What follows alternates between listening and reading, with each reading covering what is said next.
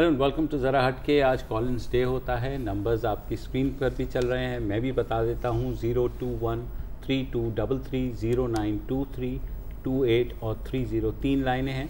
हमसे बात कीजिए और जो भी आपके व्यूज़ हैं। सबसे पहले हमारे साथ हैं राहिल अशर साहब कराची से। अस्सलाम वालेकुम जी। हेलो जी, अस्सलाम वालेकुम। वालेकुम अस्सलाम जी राहिल साहब जी।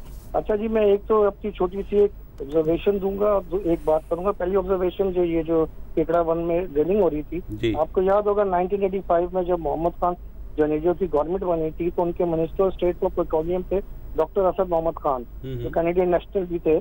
तो उन्होंने 85 दिसंबर में इसमें ड्रिलिंग कराई थी। कैनेडियन कंपनी आई थी, जनरल साहब भी गए थे, जवाहर साहब भी गए और उनके जो कारी उबैदुर रहमान साहब थे, उन्होंने वहाँ तलावत दुआ भी की थी। वो फिर 86 जून जुलाई में यही हुआ था कि जी उन्होंने कहा जी यहाँ पे कोई रिजर्व नहीं मिले। तो ये एक चीज ऑब्जर्वेशन देना चाहता था कि जी 85-86 में ये एक्सरसाइज हो चुकी थी केकड़ा वन। जी ये 17वीं टाइम है कि ये जो अभी लेटेस्ट अटेम्प्ट थी, ये 17वीं अटेम्प्ट थी। जी जी जी ये है। अच्छा, दूसरी बात मैं करूंगा, ये जो अभी पिछले इतवार को जो एक अफ्तार पार्टी हुई थी, देखिए ऑपोजिशन का काम होता है गवर्नमेंट को प्रेशर में लाने का। वो प्रेशर में ले आई। जैसे ही अफ्तार पार्टी का हुआ, इमरान खान से देख के उनके सारे देखते थे, वो कहना शुरू हो गया कि जी ये सारे इकट्ठे हो गए फिर इकट्ठे हो गए, पुरानी बातें करने लगे। तो मैं आपको सिर्फ एक बात बताऊंगा, 77 से हिस्ट्री उठा के देख लें। 77 से 2019 है, PNA बनी, वही पार्टी MRD में चली गई, फिर उसके बाद वही पार्टी IGI में आ गई, फिर वही पार्टी नवाज शरीफ के खिलाफ नवाब नसरुल्लाह खान ने एक 97-8 में बनाई। जी बिल्कुल। APDM बना, APDM में भी वही पार्टियां आ गई मुशर्रफ के खिलाफ। अब ये पार्टियां आ गई है, इसको मेरा ख्याल किसी को, इमरान खान को इस चीज को थोड़ा इग्नोर करना चाहिए। अगर वो दूसरे पे उंगली उठाएंगे तो 4 उंगली उनकी तरफ उठेगी। सारे कह रहे चोर डाकू इकट्ठे हो गए, तो उनके पास शेख रशीद जो उनके चपरासी भी नहीं देते तो वो भी है। MKM को कहते थे मैं अगर हाथ मिलाऊंगा तो मेरे से बड़ा कोई मुनाफिक नहीं होगा, उनको अपने साथ मिला लिया। पंजाब का सबसे बड़ा जो है परवेज अलाई जिनको कहते थे, उनको स्पीकर पंजाब बना दिया। तो ये हमारे सियासतदानों को हमें पता है, जब मतलब होता है तो ये सारे एक दूसरे को पिछली सारी बातें भूल के एक दूसरे को गले लगा लेते। आखिरी बात करूंगा, ये जो चेयरमैन नैब की वीडियो किसने लीक की आपको पता है, वो चैनल किसका है, उनके जो मालिक हैं वो किसके बड़े करीबी दोस्त है। दूसरा, आप जरा इसके नैब के बायलॉज पढ़ें, उसके अंदर साफ लिखा हुआ है चेयरमैन से लेके उनका छोटा अफसर तक इन्वेस्टिगेशन के बारे में कोई प्रेस ब्रीफिंग, किसी को कोई इन्फॉर्मेशन नहीं देगा। इन्होंने चेयरमैन साहब ने जो सारी प्रेस कॉन्फ्रेंस की है, मैं उनके इंटरव्यू के बारे में नहीं बात करूंगा। उस इंटरव्यू में वो तो सारे बताते जा रहे थे कि जी फलां के खिलाफ ये है, फलां के खिलाफ ये है, फलां के खिलाफ। क्या मैं आपसे ये सवाल करूं, क्या उन्होंने अपने बायलॉज की खुद वायलेशन नहीं की? जी बहुत शुक्रिया, अस्सलाम वालेकुम। तो वो तो खुद ही वायलेट हो गए बायलॉज की बात। इमरान खान साहब अगर इग्नोर करना सीख लें तो फिर इमरान खान साहब तो नहीं, देखें उनको भी एक इशू चाहिए डिस्ट्रैक्ट करने के लिए, ऑपोजिशन को भी अपनी इशू चाहिए। और वैसे ऑपोजिशन को मुतहद करने में इनका भी बहुत बड़ा हाथ है। अपोजिशन मुतहद हो क्या नहीं दे रही, हालांकि हाथ बहुत बड़ा है इमरान खान। ये तो है, कोशिश बड़ी कर रहे हैं कि किसी तरह तो मुतहद हो जाओ ताकि हम मुकमुका की बातें। मीर चाकर मरी हैं कराची से। अस्सलाम वालेकुम चाकर साहब। वालेकुम अस्सलाम सर। को सलाम। वालेकुम अस्सलाम। हेलो सर, आज मैं आप तीनों को एक छोटी सी पहले तो आप अपना टीवी बंद कर दें, उसके बाद बात कीजिए प्लीज। सर मेरा अच्छा फरमाइए सर। आज मैं आप तीनों को एक छोटी सी उम्मीद है आप लोगों को पसंद आएगा। मेरे ख्याल एको आ रही है। अच्छा सुनाएं जी सुनाएं। 1948 को सुबह क़ायद-ए-आज़म का ज़ियारत में उन्होंने डेविड कब्रिस्तान में आपकी चाकर साहब आवाज जो है आपकी आवाज कहीं से एको हो रही है सर, या तो अगर आप टीवी देख रहे हैं तो म्यूट कर दें। नहीं अभी बात हो रही है। नहीं मेरे ख्याल में वो उनकी आवाज लाइन कट गई। हाँ, ज़िया काज़मी साहब हैं न्यू जर्सी अमेरिका से। अस्सलाम वालेकुम जी। अस्सलाम वालेकुम जी। मैं एक मसले की तरफ आपकी तवज्जो दिलाना चाहता हूँ। आपके तवज्जो से चीफ मिनिस्टर सिंध और IG सिंध की तरफ कि मेरी भाभी का ड्राइवर जो है वो आज से 6 साल पहले राशिमनाज रोड से अपने घर गुलिस्तान जौहर की तरफ आ रहा था रात में 11 साढ़े 11 बजे। उसको चौधरी असलम के कारिंदों ने उठा लिया और उससे 1 लाख रुपए रिश्वत डिमांड की कि तुम 1 लाख रुपए रिश्वत दो तो हम तुम्हें छोड़ेंगे। तो ये नोटोरियस SSP जो चौधरी असलम था, ये तो मारा गया, लेकिन वो 1 लाख रुपए रिश्वत मांग रहा था। अब वो 6 साल से वो ड्राइवर जो है जेल के अंदर है, और अब जो है उसका रेट, रिश्वत का रेट बढ़ा दिया गया। आज से कोई 3 साल पहले वो रिश्वत का रेट 1 लाख से बढ़ाकर 3 लाख रुपए कर दिया गया। और अब जेल काम उससे ये कह रहे हैं कि तुम ये कहो कि मैं प्रोफेसर सिफ्ते जाफर जैदी शहीद को कत्ल करने में मुलविस हूँ, तो इस मामले को जरा आप अपने तवज्जो से उनका नाम बताएंगे आप? ड्राइवर का नाम बता सकते हैं? ड्राइवर का नाम है जौहर हुसैन। अच्छा, जौहर हुसैन का रहने वाला है। जौहर हुसैन उसका नाम है, पाराचीनार का रहने वाला है। ठीक है, आपकी बात हमारे तवज्जो से जाहिर है पहुंच गई होगी। अच्छा, ये एक बड़ा अभी लाहौर हाई कोर्ट का एक फैसला आया, उसमें ये था कि एक वो उन्होंने रोज़े की खिलाफ वर्जी करने पे एक शख्स को पकड़ा 2013 में जी, और वो 2019 में रिलीज़ हुआ। और लाहौर हाई कोर्ट ने माफ़ी मांगी है कि जनाब ये हमसे गलती हुई है। अच्छा, 6 दिन की कैद उसको अनाउंस हुई थी, मेरा ख्याल है 6 दिन नहीं, मतलब तकरीबन 3 महीने की थी, जो भी होती है मैक्सिमम 3 महीने होती है, और वो 6 साल रहा एहतराम रमज़ान में। आप ये देखिए, एहतराम रमज़ान की खिलाफ वर्जी के चक्कर में, और लाहौर हाई कोर्ट ने पूरा एक नोट लिखा जिसमें उससे माफ़ी मांगी गई। तो बहुत से लोग ऐसे बंद हैं जेलों में। और ये जो बात कर रहे थे ना अभी ज़िया काज़मी साहब, ये बड़ी सुनी सुनाई खबर है। जो ना उठाओ पैसे निकालने का, नहीं तो तेरे पे ये मुकदमा, नहीं तो तेरे पे ये मुकदमा। और काफ़ी हद तक ये एक इंडस्ट्री है, सब इंडस्ट्री है। अपने राव अनवर वाले केस के भी हज़ारों केसेस क्या थे वो, राव अनवर पहले फ़ोन करके कह देता था कि अब मैं 6 दहशतगर्द मारने जा रहा हूँ। हाँ, मतलब कि जैसे आपको पता है कि वहाँ पे 6 के 6 तैयार है और आपने जाके शूट करना। और तो 6 के 6 के शनाख्ती कार्ड भी मेरे पास पड़े हुए हैं, मैं पड़े हुए पहले से ही मैं व्हाट्सएप कर रहा हूँ आपको कॉपियाँ। और तो बस जब मैं आपको मैसेज कर दूँ कि हो गया है, तो आप जो है मीडिया वाले उसको फ्लैश कर देंगे, जनाब दहशतगर्द जो है वो उनको मार दिया है और ये हो गया और वो क्या। बिल्कुल।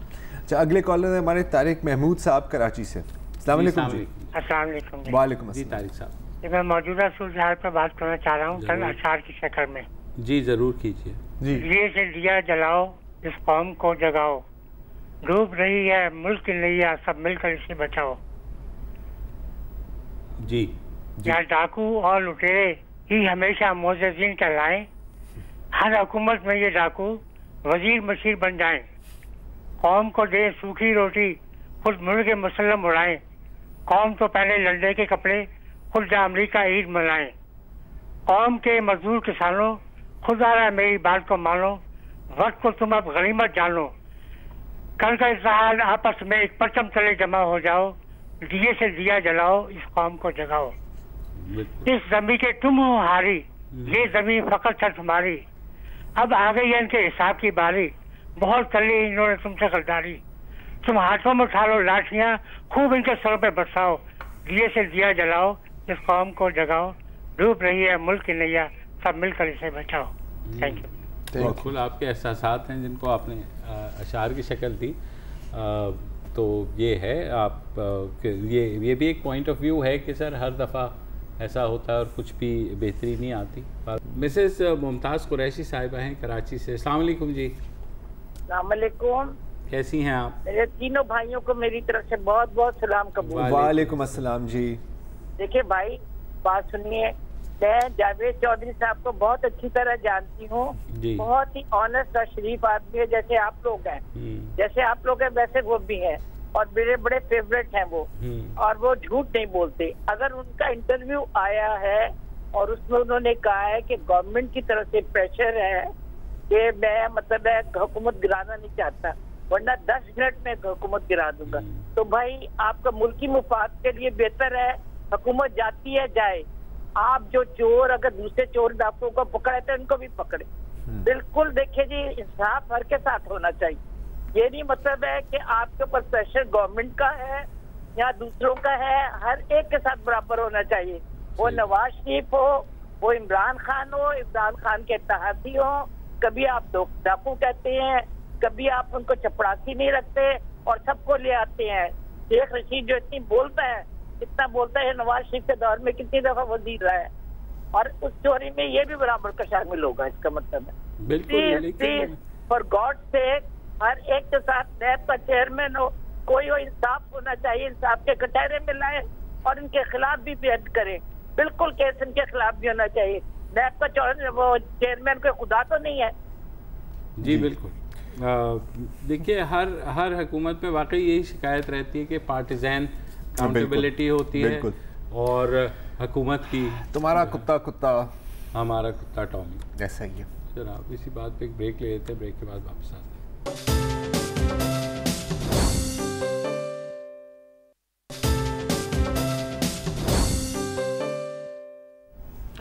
Welcome back. कॉलर्स डे है। शहाद सिद्दीकी साहब हैं कराची से। जी शहाद भाई।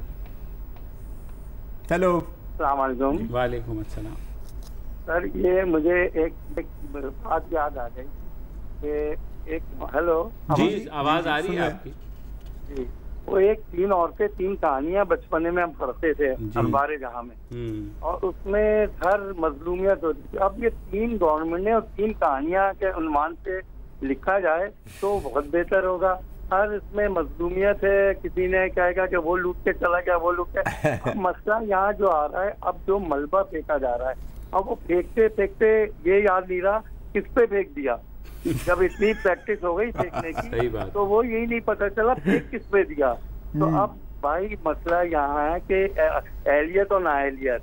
अब हमारे जहाँ हमारे यहाँ स्क्रिप्ट राइटर होता है वो बेचारा कभी तो सोता है, कभी आराम लेता है। जहाँ उसने आराम लिया गलती ऐसी हो गई कि आप उसको संभालना मीडिया पे और दुनिया पे आप लोग बेशुमार प्रोग्राम कर लेंगे, हल ये नहीं निकलेगा। सबको पाकिस्तान की खातिर सर जोड़ना है। पाकिस्तान की देखिए IMF वालों ने आके हमारी पाकिस्तान हम क्या कहते हैं हमारी माँ है, माँ की उन्होंने धज्जियां बिगाड़ के चले गए। आपकी मेरी माँ को अगर इस तरह डिलीट करें रोडों पे तो आप यकीन करें आप क्या करेंगे। लेकिन पाकिस्तान को उन्होंने वो हाल किया कि कोई बोलने वाला नहीं है। हम लोगों को खुदा की कसम अब रोना आ रहा है कि भाई अपनी माँ की खातिर सब भूल जाओ, सब एक हो और एक काम करो, पाकिस्तान को बचाओ, पाकिस्तान की काम लाओ, पाकिस्तान की फाइनेंशियल इंस्टीट्यूशन बचाओ। अल्लाह ने कहा पाकिस्तान नहीं रहा तो मेरी क्या हैसियत है। मेरी आज जो आवाज हुई कि पाकिस्तान की वजह से, आप जो यहाँ बैठे हैं पाकिस्तान की वजह से, वरना अगर पाकिस्तान को अल्लाह न करे आँच आ जाए तो हम सब फकीरों से भी नीचे चले जाएंगे। तो खुदा रहा अब ये सोचे मलबा फेंकते फेंकते रिया फिर ख्याल कर ले कि ये मलबा अपने ऊपर ही ना आ जाए। शुक्रिया जज़ाक। बिल्कुल। डॉक्टर इज़हारुल हक साहब हैं हमारे साथ इस्लामाबाद से। अस्सलाम वालेकुम जी।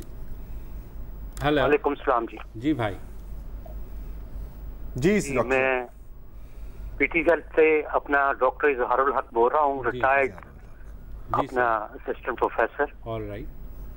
आज बात सिर्फ इतनी है, अभी कोई पेंशनर्स की बात हो रही थी हमारे मुल्क के अंदर, इसी किस्म का पेंशनर्स को तो कोई पूछता ही नहीं। बिल्कुल। खास करके जो लोग हैं गरीब हैं, चलो हम तो इस काबिल हैं कुछ ना कुछ कर लेते हैं।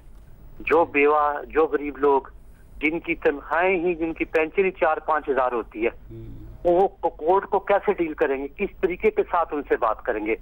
उन लोगों को पता ही नहीं है कि हमने कोर्ट में कैसे जाना है, उनके पास फीसें ही नहीं है। सही बात। अभी जो PTCL का इन्होंने फैसला किया है 146 जो बड़े अफसर थे उनकी तो पेंशनें बहाल हो गई, और जो 1 ग्रेड 2 ग्रेड के बच्चे लोग हैं उनकी पेंशनें फिर उन्होंने रगड़ा दे दिया उन गरीबों को। ये तो कोई तरीका नहीं ना, ये कैसा मुल्क है हमारा। तो क्या कहा है उन्होंने पेंशनर्स के बारे में कि उनको बाद में देंगे बाकी? जी बाकी जो पेंशनर्स हैं A ग्रेड A1 के A2 के, उनके बारे में क्या हुक्म आया? उनका ये है ना कि देखो जो फैसला आपने किया उन पर इम्प्लीमेंट कर दें, जो कोर्ट है सुप्रीम कोर्ट वगैरह। फैसला क्या किया है जी? फैसला क्या किया है कोर्ट ने? फैसला इन्होंने ये किया है कि जो बड़े जिन्होंने अपना पिटीशन फाइल की थी 146 के करीब लोग हैं बड़े लोग, उनको तो फैसला दे के तो उनको तो दे दिए पैसे, उनको पेंशन बहाल कर दी।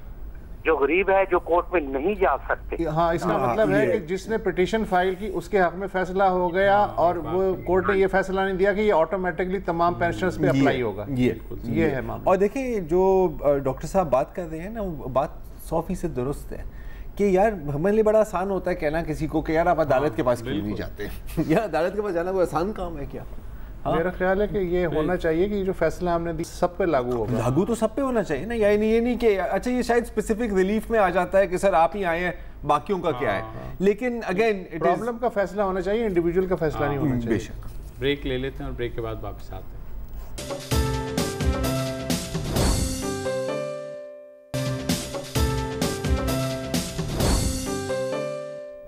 Welcome back. और हमारे अगले कॉलर हैं प्रोफेसर परवेज़ अख्तर साहब लाहौर से। अस्सलाम वालेकुम जी। हेलो जी, अस्सलाम वालेकुम। जी वालेकुम अस्सलाम। मसूदुल्लाह खान साहब, मैं लाहौर से बोल रहा हूँ, परवेज़ अख्तर जी। मेरी गुजारिश आपसे ये है कि ये हमारे यहाँ जितने अदारे हैं ये तो सारे के सारे करप्ट हो चुके हैं। अब हमारे लिए काम करने की सिर्फ एक ही फील्ड है, वो है एजुकेशन की। मसूदुल्लाह खान साहब जरा गौर से सुनिए से, आपका बच्चा कोई अखबार नहीं पढ़ता, आपका बच्चा टीवी और केबल को नहीं देखता, आप 100 इंटरव्यू करते रहे, जितने प्रोग्राम करते रहे, आपके किसी प्रोग्राम का कोई फायदा नहीं है। इस वक्त सिर्फ फैकल्टी की जिम्मेदारी है कि वो बच्चे को टेक ऑन करे। अगर कोई बच्चे को इस फील्ड में, एजुकेशन की फील्ड में, अगर किसी ने बच्चे को अखलाकी तरबियत कर दी तो आपकी अगली नस्ल ठीक हो जाएगी, वरना 50 साल के बाद आपका असल दवार शुरू होगा। ये 50 साल के बच्चे जो अभी से 50 साल तक रहेंगे अल्लाह के फजल से, या 65 ईयर जो हमारी एज है, उस तक जो बच्चा है, ये तो करप्ट ही आपके जा रहे हैं कि कोई अदारा, बिजली वाले खुद बिजली चोरी बेचते हैं, गैस वाले खुद चोरी फैक्ट्रियों में लगा कर देते हैं, उसके बदले पैसे लेते हैं। कौन सा अदारा है आपका जो खुद चोरी नहीं करा रहा? आपके किसी गवर्नमेंट के, ये जितनी गवर्नमेंटें आती हैं आपकी, क्या ये लेकर आते हैं अपने बंदे के हमारे पास ये काबीना होगी? अब आपको याद होगा कभी जमात इस्लामी के अंदर प्रोफेसर गफूर साहब वजीर खारजा हुआ करते, प्रोफेसर खुर्शीद साहब वजीर खजाना हुआ करते, पूरा सेटअप बना हुआ रखा होता था कि अगर हुकूमत आ गई तो हम ये बंदे लेकर अपने मैदान में उतरे। और इनके पास तो टोटल फील्ड खिलाड़ी नहीं है अपने पास, ये कहां से तब्दीली लाएंगे? खुदा के लिए इस वक्त जो काम करने की जरूरत है वो सिर्फ तालीम का मैदान है। सिर्फ तालीम के मैदान में बच्चों की तरबियत कर दी तो आइंदा आपकी इस मुल्क, वरना हमारा काम हो चुका है। बेशक जंगल का सिपाही सर जंगल के दरख्त बेचता है, मारखोर आपका कौमी जानवर है, ये सारे के सारे आपके अफसर, जंगल के अफसर जो है। शिकार तिब्बत में बहुत बड़ा यूब खान ने बनवाया था चिकोरों की परवरिश के लिए बनवाया था। वहां पर सारे सरकारी के सुबह शिकार करते हैं, चिकोरों का सतह ही नाश करके रख दिए पूरे मुल्क के अंदर। क्या हो नहीं यहाँ पर जरूरत है कि अखलाकी तरबियत हो इस मुल्क में लोगों की। जब तक वो नहीं होगी उस वक्त तक कुछ नहीं यहाँ पर हो सकता। बहुत शुक्रिया। क्या कह सकते हैं? नहीं, बिल्कुल ऑन द डॉट है, दुरुस्त फरमाया। मतलब काश ऐसा नहीं होता, लेकिन डिसएग्री तो बंदा नहीं कर सकता। बिल्कुल। वसीम नवाज साहब हैं कराची से। अस्सलाम वालेकुम जी। हेलो, अस्सलाम वालेकुम सर। वालेकुम सलाम सर, मैं वसीम बिरोही हूँ और मुझे बात करनी है आज लड़कियों के हरासमेंट के मामले को लेकर। जिस तरह आप लोग और मीडिया लड़की को अगर कोई हरासमेंट कर रहा है तो उसको इशू बना के इतना उठाया जाता है, लेकिन जब लड़कों को कोई ब्लैकमेलिंग कर रही होती है, जिस तरह रजा भुगती को की जा रही, तो उसके बारे में क्यों कोई बात नहीं होती? रजा भुगती के साथ क्या हो रहा है? कोई मीडिया क्यों कोई बात नहीं करती? नहीं, रजा भुगती के साथ क्या हुआ है? रजा भुगती के साथ क्या हुआ है? रजा भुगती के साथ ये हुआ है कि उसके ऊपर एक ब्लेम लगाया गया, जिसकी कोई मदर है, उनके साथ कोई फ्लर्ट या कोई फ्रेंडशिप चल रही थी, उनके ब्रेकअप के बाद उसके ऊपर एफआईआर काटी गई। रजा भुगती ने इतनी कोशिश की उस औरत पे हरासमेंट और ब्लैकमेलिंग का केस लगा के मुझे तंग कर रही, कोई एफआईआर नहीं हुई, क्योंकि वो एक औरत है, वो कहीं भी रोके कोई भी एफआईआर कटवा सकती है, कोई भी अननोन पर्सन। वसीम बरोही साहब, एक मिनट रुक जाइए। मसला तो उन खातून की बच्ची का था जिससे मेडिकल में ये साबित हुआ है कि उनके साथ जो है सेक्सुअली इंटरकोर्स हुआ है, तो वो तो मेडिकल में एक चीज साबित हुई है। नहीं किया है सर, और वो 2 महीने बाद इस चीज का इशू इसलिए उठा रहे हैं कि उसका ब्रेकअप उसकी मदर से हुआ है, तो वो अपनी जाती तौर पे वो बहुत ही बदनाम है, वो नहीं करना चाहती अपने ऊपर ब्लेम, तो अपनी बेटी के ऊपर लगा दिया गया। तो इसके ऊपर थोड़ा होमवर्क करने की जरूरत है मीडिया को भी। ये जो वर्डिक्ट है ना आप दे सकते हैं ना हम दे सकते हैं, बेसिकली ये देखना पड़ेगा कि पुलिस इस केस को या तो मस कर रही है या सीधा पेश करने की कोशिश कर रही है। इस पे बात हो सकती है, लेकिन क्या हुआ क्या नहीं हुआ इसका फैसला तो इवेंचुअली अदालत में ही होगा ना। लेकिन हम ये अलबत्ता इस पे ज़रूर बात करेंगे अगर कोई हक़ाइक़ सामने आते हैं कि ये जो केस है इसको मस किया जा रहा है। ये वर्डिक्ट नहीं दे सकते कि किसने ज़्यादती की या नहीं की, ये हमारा काम नहीं है। बिल्कुल। अरसलान शाहिद हैं जेहलुम से। अस्सलाम वालेकुम जी। अस्सलाम वालेकुम। वालेकुम अस्सलाम।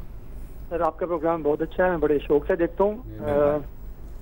सर जो मेरी तवज्जो दिलवाना चाहता हूँ, जो चेयरमैन नैब का जो इशू चल रहा है जी, इसके हवाले से सर, ये जो ग्रो जिसके बारे में कहा जा रहा है सोशल मीडिया पे बहुत ज्यादा कि भाई एक तो इसको सियासी तौर पे लिया जा रहा है, चेयरमैन नैब साहब को गैर सियासी होना चाहिए, तो एक खास पार्टी है जो उनको फॉलो करती है, उनको फॉलो नहीं करना चाहिए सोशल मीडिया पर भी, या उनकी हिमायत में नहीं निकलना चाहिए। मसला चेयरमैन नैब साहब का नहीं है, मसला ये है ऐसे बेताशा ग्रोह हैं जो मर्दों को, खवातीन को मुख्तलिफ तरीके से ब्लैकमेल करते हैं, लेकिन हम इन चीजों को हटते हैं, इन पे तो कार्रवाई होनी चाहिए। अब चेयरमैन साहब ये कह रहे हैं कि ये वीडियो मेरी नहीं है, तरदीद कर रहे हैं, पार्लिमानी कमीशन या जो भी ये जो बनाना चाह रहे हैं, अपोजिशन वाले भी इसका फायदा उठाना चाह रहे हैं। सवाल ये उठता है कि ये वीडियो ठीक है या नहीं। जाहिर तौर पर ये वीडियो बिल्कुल ठीक है, अगर ये वीडियो ठीक है तो ये बहस खत्म हो गई कि चेयरमैन को उठाएगा कौन, प्राइम मिनिस्टर मिलकर, एक चेयरमैन नैब एक मुतसिब इदारे के चेयरमैन है, तो उनको अखलाकी तौर पर तो खुद ही इस्तीफा दे देना चाहिए। किसी मीडिया के चैनल पर ये बात नहीं हो रही कि उनको खुद इस्तीफा देना चाहिए, हो रही है, तो मीडिया भी डरता है, हो रही है।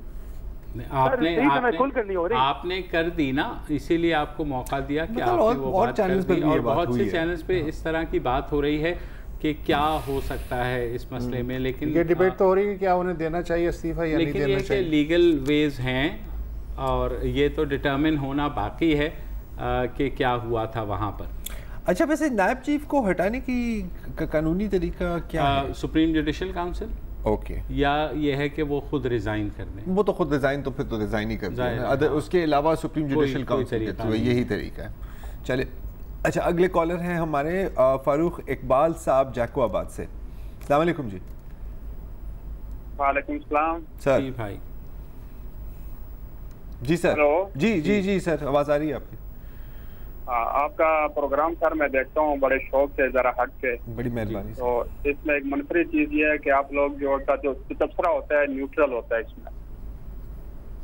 जी जी। तो ये सुन के बहुत अच्छा लगता है कि आपका तीनों का जो तबसरा है बहुत न्यूट्रल होता है, किसी पार्टी की तरफ झुकाव नहीं होता। मेहरबानी। तो सवाल सर मेरा ये है कि अक्सर जो है एक खबर चलती है कि फलां ने बयान दिया, फलां की तरदीद भी आ गई, फलां ने माजरत कर ली, वो बयान नहीं पता चलता कि बयान असल में होता क्या। फलां की तरदीद भी कर देते हैं, फलां माजरत भी कर, बयान चलते रहते हैं हर चैनल के ऊपर, मगर जो बेसिक बयान होता है वो कोई चैनल नहीं बताता ये बयान है क्या। ये ऐसा क्यों नहीं किया जाता, क्यों नहीं बताया जाता, ये सवाल है। अच्छा, मेरे ख्याल में तो फारूक भाई, जब अगर कोई ऐसी बात होती है तो पहले तो बात वही होती है कि क्या कॉन्टेक्स्ट। फारूक भाई, आपको कौन सा वाला बयान अभी तक नहीं पता जिसकी तरह हम बता देते हैं। हेलो, अच्छा फारूक भाई की लाइन ड्रॉप हो गई। पता है, लेकिन ये पता है, ये देखें, जैसे अभी अब मैं मतलब हेडलाइन की बात नहीं करूंगा, मैं खबर की बात करूंगा। मतलब जब वो बात हो जाती है कि खबर के ऊपर फिर खबर आती है, तो वो थोड़ा सा आपको फिर पीछे जाना होता है, रिवाइंड करना होता है कि कभी कभी आपने टिकट देखा होगा, वो पीआईए की परवाज से कराची पहुंचेंगे, हाँ कौन कहाँ से आ रहे थे, तो वही है, बीच में से पकड़ लो तो फिर नहीं समझ आती कि मीडिया को भी कॉन्टेक्स्ट पूरा देना चाहिए, कॉन्टेक्स्ट देना चाहिए, लेकिन शायद एक हेडलाइन में पूरा कॉन्टेक्स्ट देना भी मुश्किल है यार, यू नो, नहीं तो फिर हेडलाइन नहीं होगी, वो तो फिर कैसे देंगे यार। मसला ये है कि 90% जो जर्नलिस्ट प्रेस कॉन्फ्रेंसेज में होते हैं वो सवाल करने के लिए बड़े जोश से जो है खड़े होते हैं, और 5 मिनट की तकरीर के बाद वो खुद भूल जाते हैं कि वो पूछना क्या चाह रहे हैं। हाँ, ये भी है। अशर अब्बास हैं इस्लामाबाद से। अस्सलाम वालेकुम जी। अस्सलाम वालेकुम अस्सलाम जी भाई। दराज साहब, मुबशिर साहब, वसल्लम साहब, आपको सबसे पहले तो सलाम। वालेकुम छोटी छोटी सी 2 बातें मुझे करनी थी। एक तो ये कि अभी जो स्कूलों का फैसला आया था छुट्टियों की फीस ना लेने का, लेकिन इस बार जो छुट्टियां हुई हैं इसमें हमें दोबारा वाउचर दे दिए गए हैं, और स्कूलों ने कहा है कि जैसे हमारे स्कूल बच्चों को जो स्कूल उन्होंने कहा है कि ये सिर्फ 1 साल के लिए फैसला था, तो इस पे कुछ आपसे पूछना था। दूसरी चीज़ ये थी कि मुझे एहतजाज रिकॉर्ड कराना था। एक हमारी मोहतरम बहन ने अभी जावेद चौधरी साहब से आप लोगों को मुशाबे किया है, तो मुझे इस पर रिकॉर्ड एहतजाज कराना था, बाकी सब ठीक है। प्रोग्राम के बाद नहीं यार, जावेद साहब भाई है हमारे यार, अगर मैं सब मुझे तो कोई वो हमारे भाई हैं, मगर हम शुक्रिया भी अदा करते हैं। मैं भी आपका शुक्रिया अदा करता हूँ। ब्रेक ले लें, जहाँ तक इनका सवाल था। अच्छा चले, ब्रेक के बाद बात।